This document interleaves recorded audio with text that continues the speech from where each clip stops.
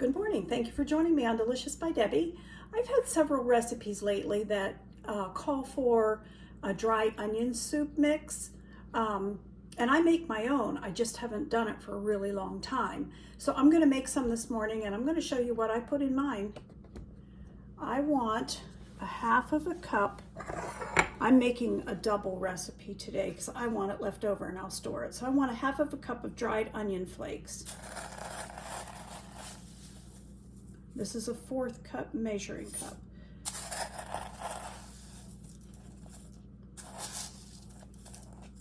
Okay, cup of onion flakes. I want 4 tablespoons of beef bouillon, and I use this. So I want 4 tablespoons.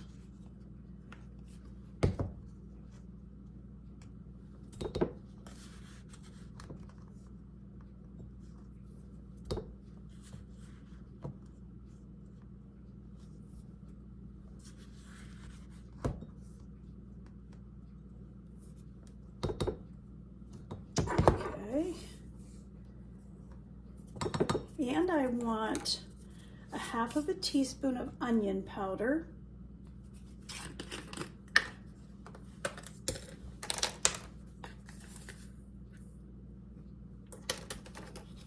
And a half of a teaspoon of parsley flakes.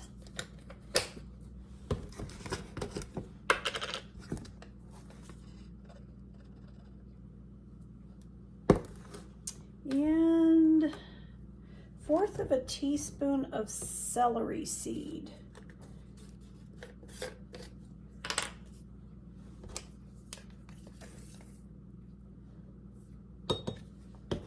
Okay, 1/4 of a teaspoon of paprika.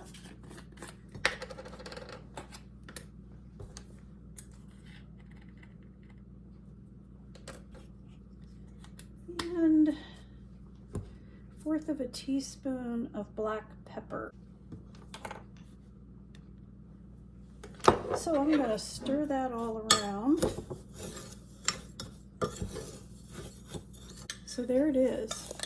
I'm going to store my onion soup mix in the container the minced dried onions were in. I put those into this container and filled it up. So I'm going to store mine, give it another stir. And I'm going to put mine in here and keep it in a dry place.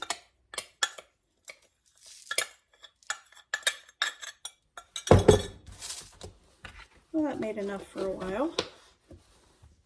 The onion soup mix that we just made, I looked it up, and on my paper, I put mine in this container and I labeled it. I don't worry about how long it'll keep because I'll end up using this up with my cooking. But if you wanted to make soup, you could take half of this. I made a double batch, but you could make just and I'm going to put in for just 1 batch. I'll put that recipe on. You could take that and you could add 4 cups of water to it.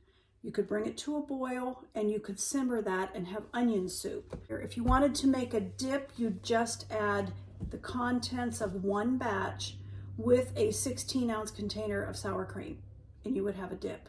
You might not want that much. I don't like that much in it. I only use maybe a half of a batch. You start out with that and try and make sure. And then if you have a recipe that calls for a packet of dry onion soup mix, like one I'm going to be making, you want 3 tablespoons of this.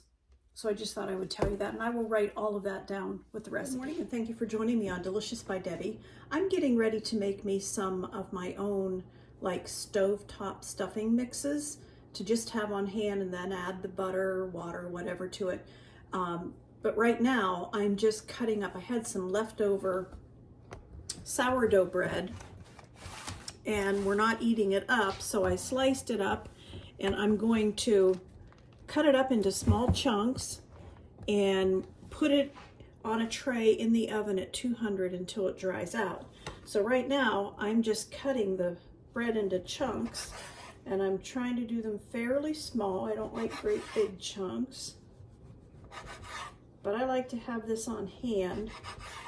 Then if I have a dish I'm doing that calls for stovetop stuffing to be mixed in it or on top of it, I have it already made.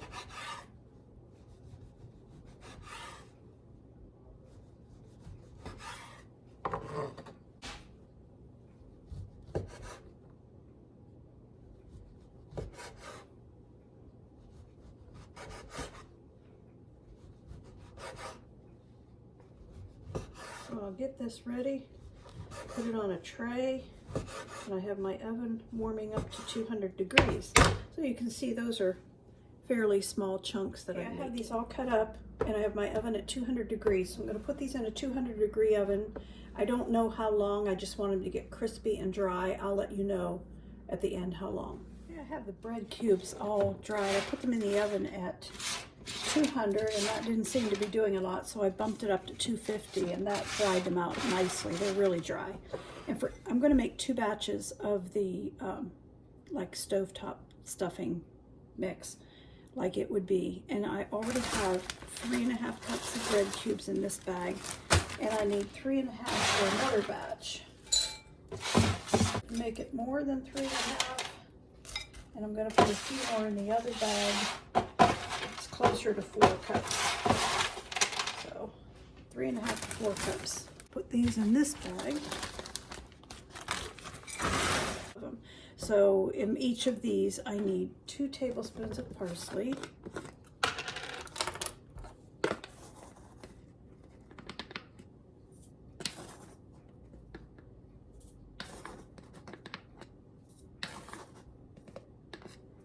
okay,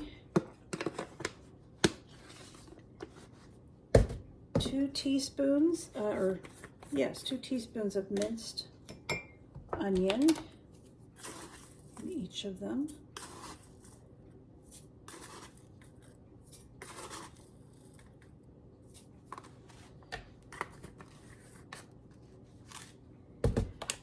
And I have celery solder. You could use celery flakes. That's up to you, but this is what I have. So I'm going to use a teaspoon of this in each of them. Or you could even not put it in and wait until you go to make something and saute some fresh celery if you wanted to. But that works for now. Use a chicken base. Mine is a low sodium.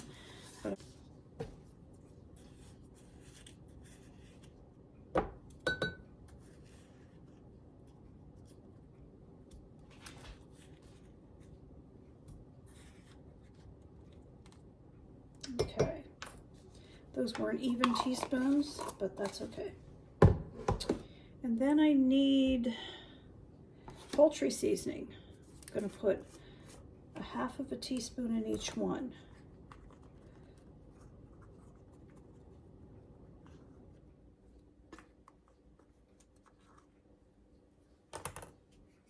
That smells good.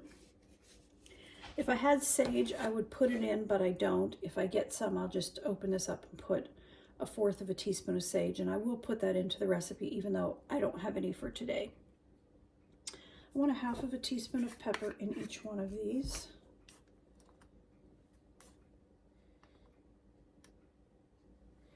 And I want 1/2 teaspoon of salt in each of these.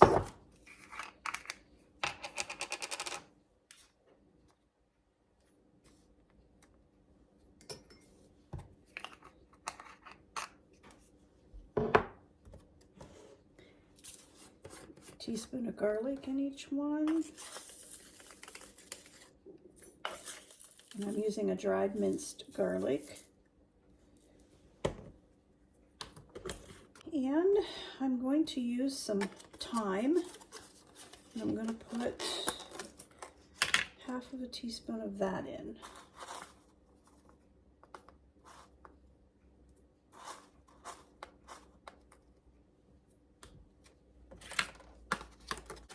And I want 1/2 teaspoon of oregano.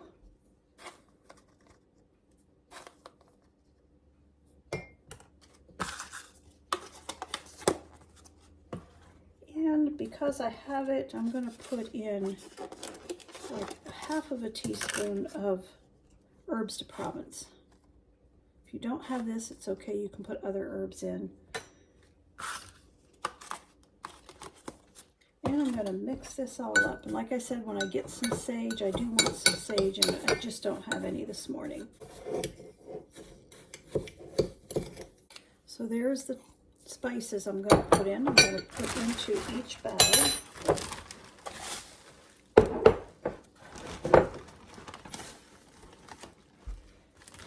seal this up and shake it around a bit to get that seasoning all mixed in. And I will write it on the recipe, but when you go to make this, you'll make it just like you would a box of stovetop with the butter and the water. And I'll put all those amounts on the recipe. I'm going to store mine in the freezer. I'm just going to mark what they are and store them in the freezer just to be sure they keep. I'm sure all the bread is dry, but just in case, I think it'll keep longer and better if I just put it in the freezer. So I'm going to mark it stuffing mix, and I'm going to put it in the freezer.